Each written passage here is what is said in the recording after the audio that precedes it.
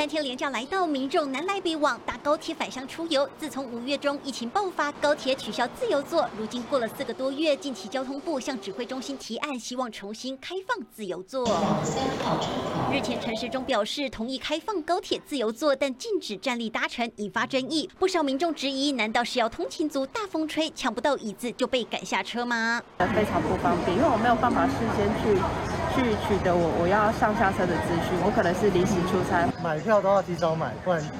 临时要去买都买不到你想要买的车票，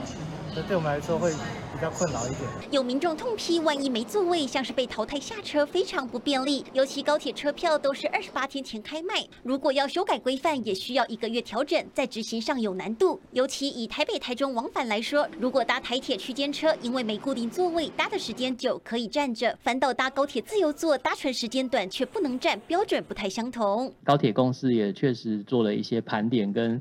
陈述了，就是说执行面的一些困难。列车上已经站着了哈，事实上要能够有效的把他们移到这个座位的话，有时候不是那么容易。指挥中心强调，随着疫情趋缓，疫苗接种覆盖率提高，也请高铁规划适合自由座开放，同时符合防疫规范再来提报。至于开放自由座禁止站立议题，暂时先不讨论，看来通勤族还得再等等。记者韩志兴、王百英台中采访报道。